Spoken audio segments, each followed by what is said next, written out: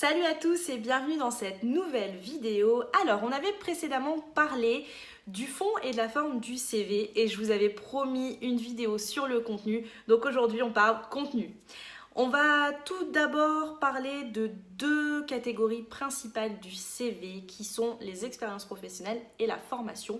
Pourquoi? Car tout simplement, c'est les deux rubriques que le recruteur va regarder en principal. Donc c'est hyper important que ces deux rubriques soient très bien détaillées et qu'elles soient très compréhensives, cohérentes, pertinentes et percutantes. Je le répète tout le temps, mais c'est le mot d'ordre aujourd'hui, il faut être vraiment percutant et pertinent dans ce que vous faites. Donc sur ces rubriques-là, ce sera les deux plus importantes parce que c'est celles qui sont le plus regardées. La première question qu'on me pose souvent, c'est est-ce que je dois mettre mes expériences professionnelles ou ma formation en premier ? Alors, je vais répondre tout simplement, tout dépend de votre cas, mais ça a une logique. C'est-à-dire, aujourd'hui, vous allez mettre votre formation en premier quand vous êtes étudiant, que vous cherchez une alternance, ou tout simplement que vous êtes en fin d'études, que vous n'avez peu d'expérience professionnelle et que vous voulez un job en rapport avec ce que vous avez fait en termes d'études. Je prends l'exemple d'un cas concret que j'ai eu l'année dernière. J'ai un jeune homme que j'ai rencontré en job dating qui m'a dit « Je ne sais pas si je dois mettre ma formation ou mes expériences professionnelles en premier ». Son école lui avait dit de mettre ses expériences professionnelles en premier, mais ça n'avait rien à voir avec sa formation. Il cherchait, je crois, un poste, une alternance en communication marketing et il avait donc une formation liée à ces postes-là, mais par contre, il avait fait des petits jobs par-ci par-là pour un petit peu payer ses études, mais qui n'avaient rien à voir. Alors, je lui ai conseillé de mettre plutôt sa formation en avant parce qu'aujourd'hui, ce qui va nous intéresser, c'est ce qu'il a appris en termes théoriques et non pas pratiques parce qu'il n'aura pas encore pratiqué par rapport à ce qu'il recherche. Très contente pour lui, il a trouvé son alternance en ayant suivi mon conseil et tout simplement, aujourd'hui, il avait besoin de montrer ce qu'il savait faire sur la partie théorique et non pas pratique. Cependant, si vous avez un bagage professionnel, que vous avez déjà des expériences et que vous voulez un poste en relation ou en corrélation avec ce que vous avez déjà fait, le plus important, c'est de mettre les expériences professionnelles en premier parce que ça permettra au recruteur de comprendre tout de suite ce que vous avez fait. Je prends aussi l'exemple des reconversions professionnelles qui ont fait un métier qui n'a rien à voir avec ce qu'ils veulent faire aujourd'hui. L'exemple de quelqu'un qui travaillait dans les magasins mais qui demain a fait une formation en ressources humaines. Important de mettre la formation en premier. Voilà, donc pourquoi? Tout simplement parce que si le recruteur regarde en premier vos expériences professionnelles, que vous avez travaillé dans les magasins mais que vous postulez pour un poste d'assistante ressources humaines, il ne va pas comprendre. Donc important de mettre votre formation en premier dans ces cas-là. On va aborder donc du coup plutôt aujourd'hui la partie expérience professionnelle en premier. Tout simplement pourquoi? Je vous avais dit il y a quelques temps, je le rabâche, qu'un CV est lu en moins de 30 secondes et qu'il est hyper important que le contenu soit pertinent et percutant rapidement. La première rubrique que le recruteur va regarder en premier, c'est les expériences professionnelles. Si vous en avez eu 10, la plupart du temps, le recruteur s'arrêtera sur les 2-3 dernières expériences, mais il ne refera pas tout votre parcours professionnel parce qu'il reçoit des centaines de CV et que ce qui va l'intéresser, c'est de comprendre tout de suite ce que vous avez fait. Donc là, c'est hyper important d'avoir une rubrique qui soit pertinente, percutante et cohérente. Les astuces que je peux vous donner, dans un premier temps, ça va être les expériences professionnelles de manière chronologique suivante. La plus récente à la plus ancienne en dernier. Pourquoi? On veut savoir ce que vous faites maintenant, pas ce que vous avez fait il y a 10 ou 15 ans. Ce qui nous intéresse, c'est savoir ce que vous avez fait maintenant.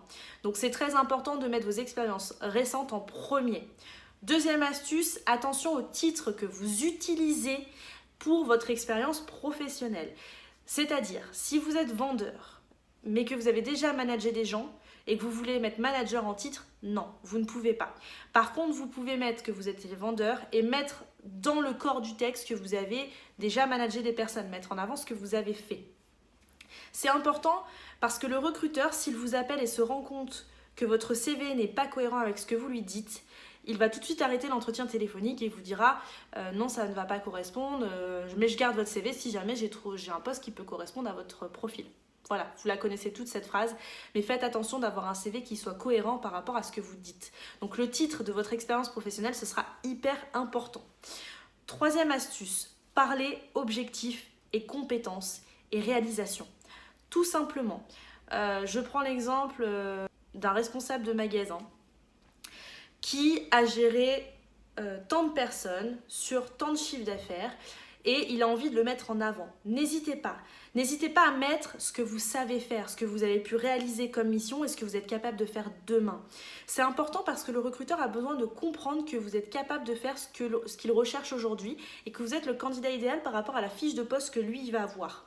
Donc n'hésitez pas à montrer ce que vous savez faire tout en restant humble. On n'a pas besoin de voir sur votre CV 3 pages de ce que vous savez faire ci ou ça. Non, soyez concis, précis. Parlez de missions qui soient importantes, mais parlez des missions qui sont en corrélation avec l'offre d'emploi pour laquelle vous postulez. Très important, faites vraiment attention à ça. N'hésitez pas à parler objectifs, à parler compétences, à parler projets réalisés, tout simplement parce que ça va donner encore plus envie aux recruteurs de vous appeler. Dernière astuce pour les expériences professionnelles, attention aux dates. Qu'il y ait une cohérence entre chacune de vos expériences professionnelles. Je reçois énormément de CV avec des coquilles dans les dates et donc je trouve ça hyper dommage parce que du coup, dès que le recruteur va lire votre CV, il va se dire mince, il y a un loup, les dates sont pas cohérentes et du coup, s'il trouve tout de suite une incohérence dans le CV, il n'aura pas envie de vous appeler. Il va se dire, il y a d'autres CV où il y aura une cohérence et où voilà, je vais pouvoir l'appeler. Donc, si vous voulez éviter de vous faire bâcher le CV parce que tout simplement vous avez une incohérence dedans, faites attention absolument aux dates que vous avez mis, à la cohérence et surtout à la pertinence de toute cette rubrique-là. Voilà, si vous avez des questions, n'hésitez pas, vous pouvez les mettre en commentaire et j'y répondrai comme d'habitude. Je vais maintenant parler de l'autre partie dont j'ai peu parlé mais qui me paraît importante, qui est la partie formation. La partie formation, c'est une rubrique où vous allez avoir toutes les formations que vous avez effectuées, que ce soit au cours de votre parcours professionnel ou au cours de votre parcours scolaire. On parle tout le temps du parcours scolaire, mais peu des formations que vous avez pu faire, mais ça peut être important de les mettre quand même, parce que si vous avez fait des formations en dehors du parcours scolaire liées à votre parcours pro, c'est important de les mettre. Donc, ce qui va être important, c'est de mettre l'année d'obtention de votre diplôme, le titre de la formation et le lieu de la formation s'il y a intérêt. Alors, je vous en avais déjà parlé. Beaucoup m'ont dit qu'ils ne comprenaient pas trop. Je vais mieux me réexpliquer par rapport à ça. Le lieu de la formation, si vous avez fait une école de commerce, c'est hyper important de le savoir. Si par contre vous avez eu votre bac au lycée du coin, c'est moins quelque chose qui va nous intéresser. Ce qu'on veut savoir, c'est que vous avez eu votre bac à telle date, mais pas forcément l'endroit où vous l'avez eu. C'était plus par rapport à ça, mon petit aparté dans une de mes premières vidéos. N'hésitez pas à mettre le nom de votre formation en entier, plutôt que les abréviations, tout simplement car tous les recruteurs ne connaissent pas les formations. Je prends l'exemple de la licence LEA, licence langue des étrangères appliquée. N'hésitez pas à le mettre complètement parce que le recruteur pourra mieux comprendre ce que vous avez fait dès le premier coup sans avoir besoin d'aller chercher ce que vous avez fait. Donc n'hésitez pas à mettre des titres complets plutôt que des abréviations. Voilà, n'hésitez pas aussi à mettre les options qui peuvent être intéressantes pendant votre parcours scolaire, donc tout ce qui va être option commerce, option langue, voilà, n'hésitez pas à les rajouter parce que ça peut permettre d'avoir aussi un point de vue sur ce que vous avez réellement fait pendant votre parcours pro. Si jamais vous avez un CV qui est trop long au niveau des expériences professionnelles et que vous avez réalisé un stage à côté de vos formations, n'hésitez pas à le mettre formation avec un stage effectué sur tel type de poste. Ça peut être plutôt intéressant, ça donne aussi une valorisation à ce que vous avez fait.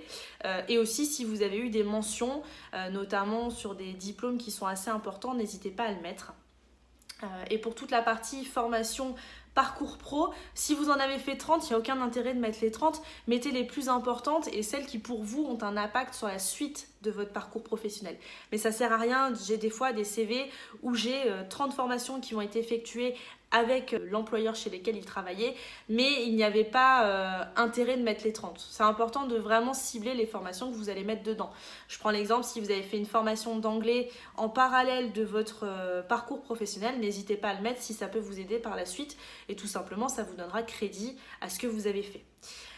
Encore une fois, dernière astuce, mais ça sera vraiment pour toutes les parties, attention aux fautes d'orthographe. Relisez-vous, faites relire votre CV. Je vais me rabâcher là-dessus, mais c'est hyper important. Un CV sans faute, c'est quand même le basique, donc c'est important. Faites vraiment attention à ça. Les fautes d'orthographe, relisez-vous et faites relire votre CV par quelqu'un d'autre. J'ai été même surprise parce que j'ai fait un sondage il n'y a pas longtemps sur Instagram, si vous me suivez là-dessus, où je vous ai expliqué que j'étais un petit peu surprise qu'il y avait si peu de personnes qui faisaient relire leur CV ou qui relisaient tout simplement leur CV. Donc n'hésitez pas, même par une tierce personne, si vous êtes moins bon en orthographe, c'est toujours plus valorisant d'avoir un CV sans faute. Voilà, c'est tout pour aujourd'hui. N'hésitez pas à me poser des questions, des commentaires, des remarques en commentaire juste en dessous. J'y répondrai avec plaisir. Je suis très présente aussi sur Instagram, très présente sur Facebook, donc n'hésitez pas. Vous connaissez le pseudo, c'est LMJ Conseil. Vous avez juste à vous abonner, à nous suivre. Et puis on se revoit très prochainement dans une vidéo où je parlerai d'autres rubriques du CV qui sont pour moi un petit peu moins importantes, mais qui sont quand même importantes dans la rédaction de votre CV. Donc on se dit à très bientôt et je vous souhaite une très bonne journée.